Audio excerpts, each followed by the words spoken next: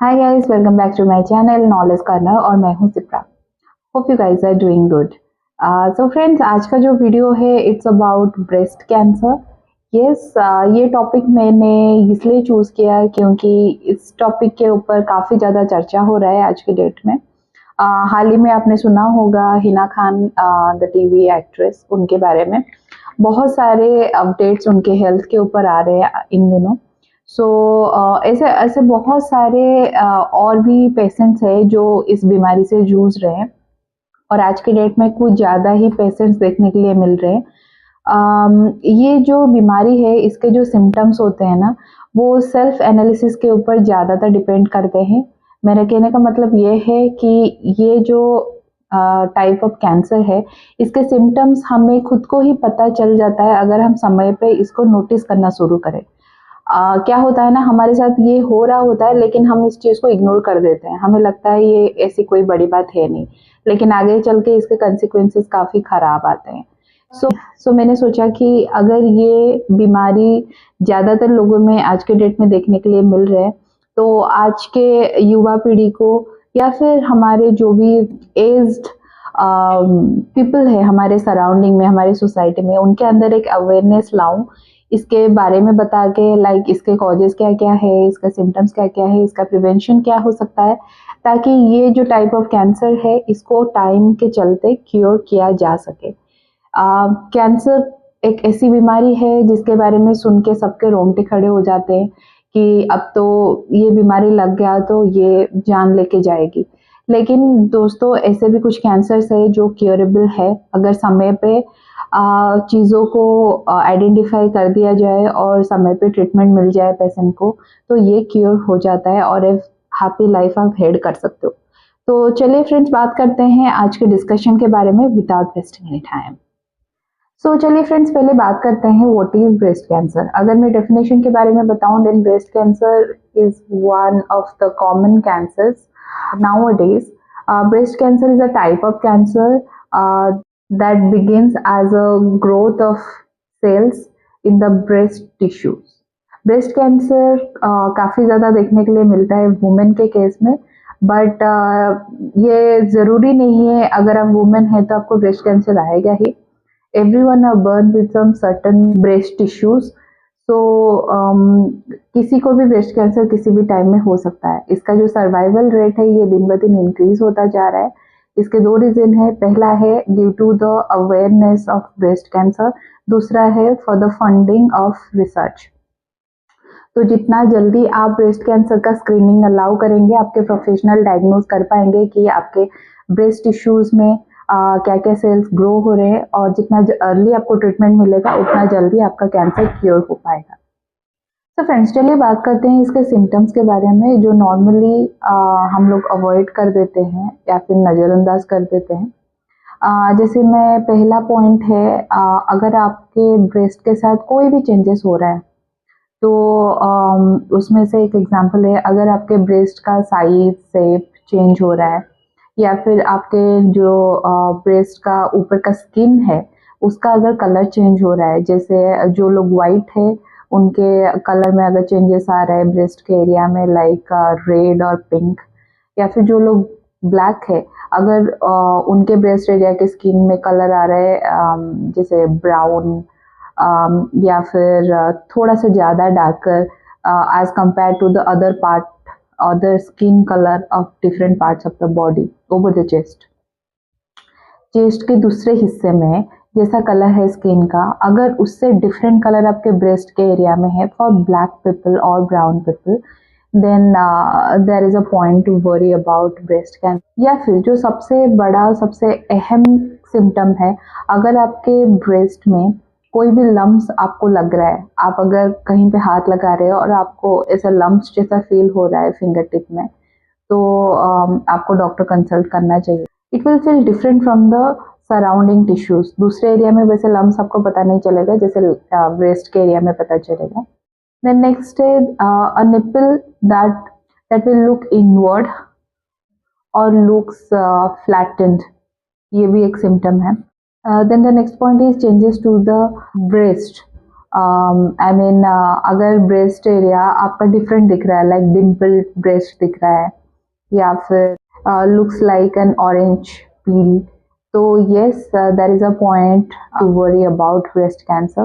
Then peeling, scaling, flaking of the skin on the breast area, these are also symptoms of breast cancer. अगर ये सारा चीज़ आपके साथ हो रहा है तो आप बिल्कुल देर ना करते हुए किसी ब्रेस्ट स्पेशलिस्ट डॉक्टर को कंसल्ट कीजिए, जो आपको आगाह कर सके और टाइम पे ट्रीटमेंट शुरू हो सके। चलिए फ्रेंड्स, अभी बात करते हैं कि आखिर ब्रेस्ट कैंसर होता क्यों है, इसके कॉजेस क्या क्या है। देखिए, आज तक जितने भी रिसर्च हुआ है, जितने भी एक्सपेरिमेंट्स हुआ है, उससे ये तो बिल्कुल ही क्लियर नहीं हो पाया है कि एक्चुअल रीज़न क्या है ब्रेस्ट कैंसर का। बट जितना भी रिसर्चर्स पता लगाए हैं, जितना भी आर्टिकल्स मैंने गो थ्रू किया है, उसमें से ये पता चलता है कि मोस्टली ये डिपेंड करता है your lifestyle choices, the environment surrounding you, and it includes the hormones also. लेकिन अभी तक ये चीज़ भी क्लियर नहीं हो पाया है कि जिन लोगों को हेल्थ रिस्क है, जिन लोगों को बहुत सारे ऐसे फैक्टर्स हैं जो ब्रेस्ट कैंसर का रिस्क बढ़ा सकता है, उनको ब्रेस्ट कैंसर होता नहीं है। लेकिन जिन लोगों को बिल्कुल ही ये फैक्टर्स नहीं है, उनको ब्रेस्ट कैंसर होता है। तो ये ऐसे बहुत सारे कन्फ्यूजन्स है, बट मोस्टली ऐसा एज्यूम किया जा रहा है कि आपका हार्मोन, लाइफस्टाइल और आपका एनवायरनमेंट ही इसके लिए रेस्पॉन्सिबल है। Health care professionals believe that the breast cancer starts when there will be some changes of the DNA inside the cells in the breast tissues. क्या होता है ना friends, a cell's DNA holds the instructions that tells the cell that when to grow, how to multiply at a set time, and how to die at a set time. But in cancer cells, the DNA changes to give different instructions. The changes tell the cancer cells to make many more cells quickly die.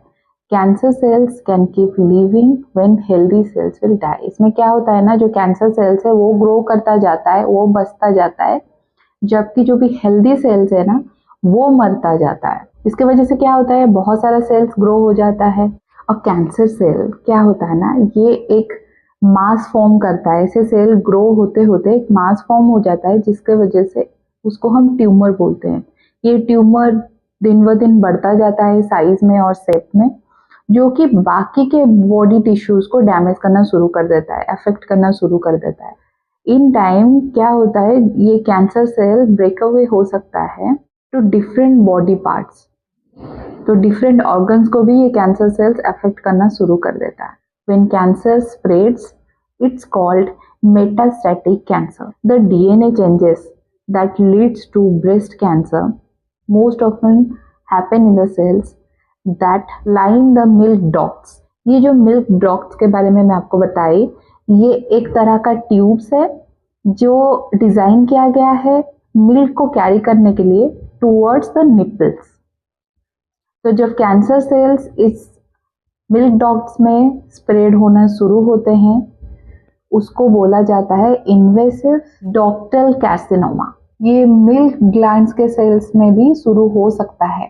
ये gland को लोबल्स भी बोला जाता है, जो design हुआ है milk form करने के लिए इन द ब्रेस्ट। और ये मिल्क ग्लैंड्स में जो कैंसर डेवलप होता है उसको बोला जाता है invasive lobular carcinoma.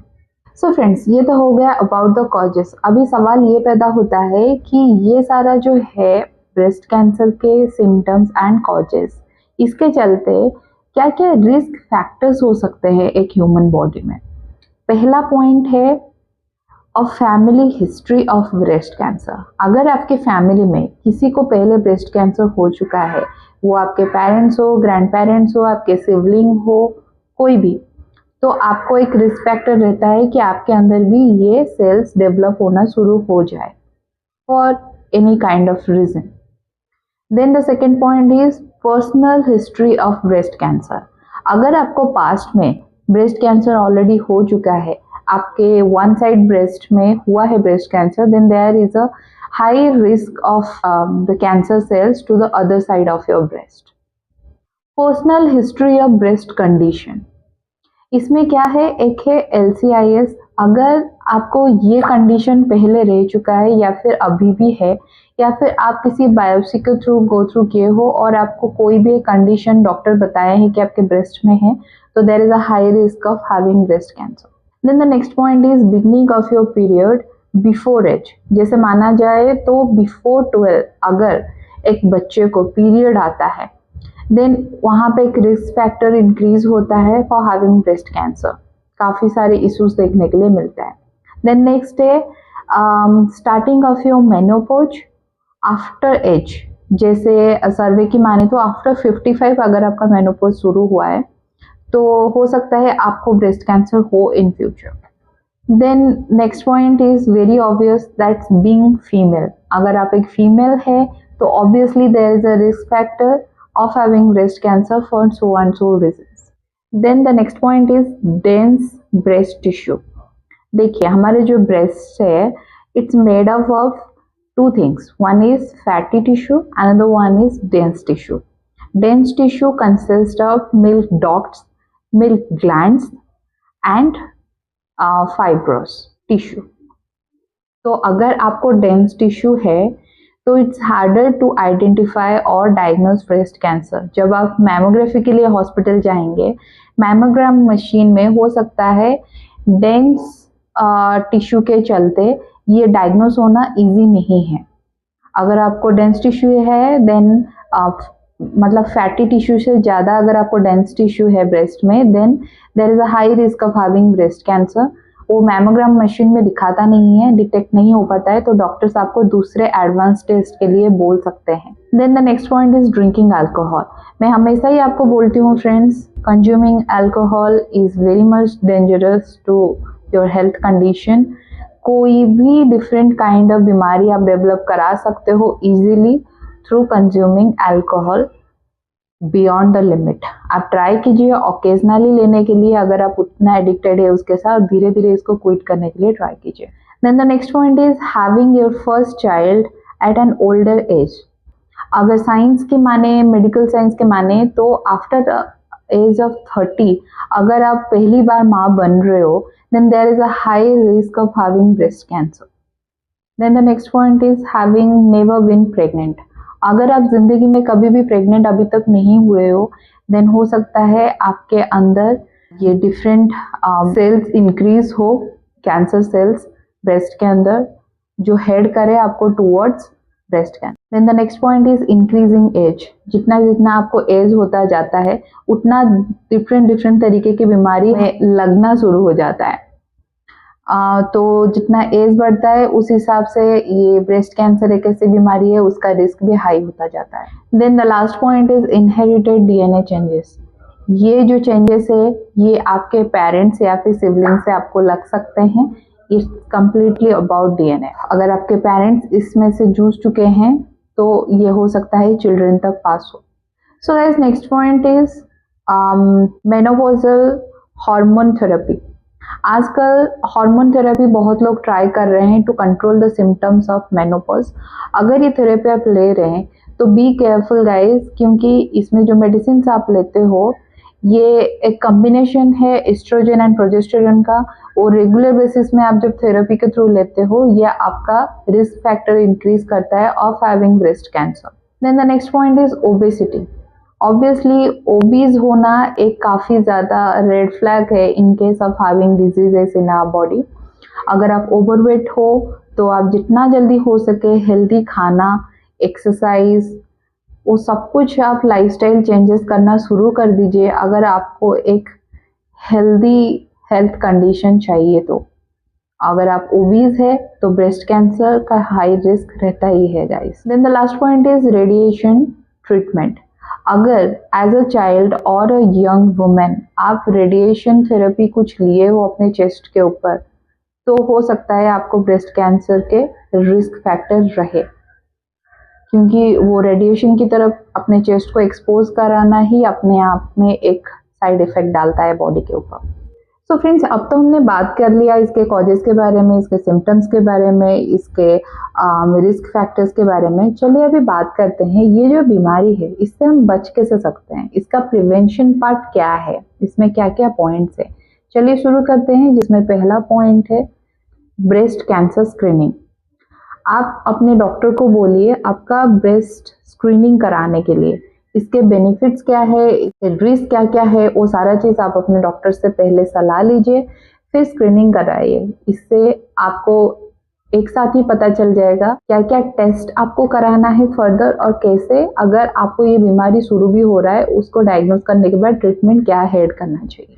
Then the next point is you have to be familiar with your breast examine. Mostly मैंने जो सेल्फ एनालिसिस के बारे में शुरू में बताया वही है कि आप कुछ दिन के इंटरवल में 5-6 दिन या फिर हफ्ते में एक बार आप सेल्फ एनालिसिस कीजिए। आप ऑब्जर्व कीजिए क्लोजली कि आपके ब्रेस्ट में चेंजेस तो कुछ नहीं आ रहा है, आपके ब्रेस्ट का शेप एंड साइज, कलर, कोई भी लम्स, कुछ भी अगर आप डिफरेंट चीज़ नोटिस कर रहे हैं तो आप एक डॉक्टर को कंसल्ट कीजिए और इन सारी चीज़ों को आप इग्नोर मत कीजिए। Then the third point is reduce the alcohol consumption guys.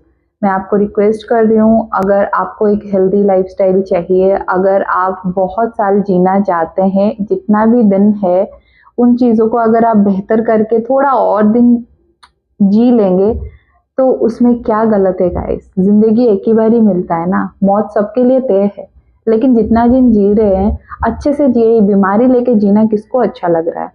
तो जो भी आप अल्कोहल एडिक्शन अगर आपको है, आप धीरे धीरे करके अपना पैक का जो अमाउंट है उसको कम करते जाइए, और एक टाइम आएगा, ट्रस्ट मी गाइस, कि आपको अपने ऊपर उतना भरोसा होगा कि आई कैन क्विट अल्कोहल। वो आप क्विट करेंगे तो आपका ये हेल्थ रिस्क भी घट जाएगा। Then the next point is exercise most of the days of the week. अगर आप वीक में एक दिन ऑफ लेना चाहते हैं, अपने बॉडी को थोड़ा रेस्ट देना चाहते हैं, then you can take off, but rest of the days आप ट्राई कीजिए एटलीस्ट 30 मिनट्स अपने बॉडी को देने के लिए थ्रू आउट एक्सरसाइज। आप एक सिंपल वॉक से शुरू कर सकते हैं, धीरे धीरे करके आप थोड़ा एक्सरसाइज को मॉडरेट से विगरस भी कर सकते हैं अगर आपका बॉडी उतना परमिट करता है। आप वॉक कर सकते हैं, आप स्विंग कर सकते हैं, आप ट्रेडमिल पे रन कर सकते हैं अगर उतना स्पेसिफिक एरिया नहीं है आपके घर के आसपास, या फिर आप घर में बैठ के योगा ट्राई कर सकते हैं। बहुत सारे ऑप्शन है, लेकिन 30 मिनट्स का एक्सरसाइज मॉडरेट ही क्यों ना हो, थोड़ा बहुत बॉडी को ज़रूरी है। फिजिकल एक्टिविटी के बिना ये सारा चीज़ हम कंट्रोल नहीं कर पाएंगे। Then the next point is limit menopausal hormone therapy, जो मैंने आपको पहले भी बताया है। अगर आप हार्मोन थेरेपी ले रहे हैं तो आप उसको लिमिट कीजिए, क्योंकि इसके साइड इफ़ेक्ट्स काफ़ी ज़्यादा पड़ते हैं बॉडी के ऊपर। तो आप केयरफुल होके थेरेपी को लीजिए। अगर आप रिस्क को कम करना चाहते हैं ऑफ ब्रेस्ट कैंसर, आप ट्राई कीजिए इस थेरेपी के द्वारा लो डोज ऑफ मेडिसिन लेने के लिए। Then the next point is maintain a healthy weight. आप एक हेल्दी डाइट फॉलो कीजिए, अपना स्लीपिंग पैटर्न के ऊपर ध्यान दीजिए, थोड़ा बहुत एक्सरसाइज कीजिए, और जितना हो सके उतना अपने आप को स्ट्रेस फ्री रखिए। आपका वेट मैनेज रहेगा। अगर आपका वेट मैनेज रहेगा तो आप ये जो रिस्क फैक्टर है ब्रेस्ट कैंसर का उसको काफ़ी हद तक रिड्यूस कर सकते हैं। देन बहुत सारे प्रिवेंटिव मेडिसिन भी आते हैं जो जैसे कि एस्ट्रोजन ब्लॉकिंग मेडिसिन, ये आपका रिस्क फैक्टर थोड़ा बहुत कम कर सकता है, बट ये आपको करना है with the prescription of your doctor. ऐसे ही ब्लाइंडली किसी से भी सुन के आप मेडिसिन लेना मत शुरू कीजिए। वो आपके बॉडी को सूट करेगा कि नहीं हमें नहीं पता, तो आप अपने डॉक्टर से कंसल्ट कीजिए पहले। Then the next point is preventive surgery. अगर आपका ब्रेस्ट कैंसर उतना हद तक बढ़ गया है और वो अभी आप स्प्रेड होने का डर रहे हैं, तो आपके ऑप्शन रहता है, एक है आप सर्जरी गो थ्रू कर सकते हैं अपने डॉक्टर से कंसल्ट करके। I mean one side of your breast you can remove which area is affected. The next one is friends mucositis. ये टर्म मैं भी पहली बार सुनी जब मैं इसके ऊपर रिसर्च कर रही थी। ज़्यादातर अभी न्यूज़ में दिखा रहे हैं after the case of Hina Khan, उनको भी ये चीज़ हुआ है। तो म्यूकोसाइटिस क्या है गाइस? ये एक आफ्टर इफेक्ट ऑफ केमोथेरेपी है फॉर कैंसर पेशेंट्स। अगर कैंसर आपको है और आपका केमोथेरेपी चल रहा है तो इसके कुछ दिन के बाद ये देखने के लिए मिलता है बॉडी में। According to survey, 15 to 20% of women are facing these issues. Oral mucositis begins after 5 to 10 days of chemotherapy and last up to 7 to 14 days. It causes the mucosal lining of your mouth to atrophy and break down. इसके द्वारा क्या होता है, ulcer form होना शुरू होता है आपके माउथ के अंदर. Although it can be painful but इसका असर, इसमें कुछ हफ्ते लगते हैं after the completion of cancer treatment. ये ठीक हो जाता है बट उस टाइम पे थोड़ा पेनफुल रहता है. सो गाइस, आज के लिए बस इतना ही. आई होप जो भी पॉइंट्स मैं आपके साथ डिस्कस की उसमें मैं आपके अंदर थोड़ा अवेयरनेस ला सकी. अगर ये सारा सिम्टम्स आपको देखने के लिए मिल रहा है या फिर आपके फैमिली में या फिर सराउंडिंग में देखने के लिए मिल रहा है, आप उनको आगाह कर सकते हैं, खुद भी अलर्ट हो सकते हैं. ये सारे नॉर्मल सिम्टम्स है जो हम अवॉइड कर देते हैं अपने डेली की जिंदगी में. सो इन सारी चीज़ों को आप अवॉइड ना करके थोड़ा इसके ऊपर कंसिडर कीजिए और जो भी प्रिवेंशन का चीज़ मैं आपको बताई आप उसको ट्राई कीजिए. देखना ज़रूर आप उसमें कामयाब होंगे. और ये क्यूरेबल डिजीज़ है आज के डेट में, तो आप ज़्यादा वरी ना करके अपने डॉक्टर के साथ कंसल्ट कीजिए ASAP एंड ट्रीटमेंट शुरू कीजिए. सो फ्रेंड्स, अगर ये वीडियो आपको अच्छा लगा हो तो प्लीज़ लाइक कर दीजिए और आप मुझे कमेंट करके बता सकते हैं इसके रिलेटेड अगर कोई भी क्वेश्चन आपके मन में उठ रहा है या फिर ऐसा ही कोई नया वीडियो आपको चाहिए ऐसे ही किसी टॉपिक के ऊपर, तो आप मुझे कमेंट बॉक्स में लिख के भेज सकते हैं. I will be very happy guys. And friends, अगर आप मेरा चैनल पहली बार देख रहे हैं तो प्लीज़ लाइक एंड सब्सक्राइब और मेरे चैनल पे जो बेल आइकन है उसको प्लीज़ क्लिक कर दीजिए ताकि मेरे अपकमिंग वीडियोस की नोटिफिकेशन आपके पास तुरंत से आ जाए. फ्रेंड्स, जैसा प्यार आप लोगों से मिल रहा है आई होप आगे भी मिलता रहेगा. Love you so much guys. And जब तक मैं नया इंफॉर्मेटिव वीडियो पोस्ट नहीं करती हूँ तब तक आप लोग अपना ख्याल रखिए. बाय.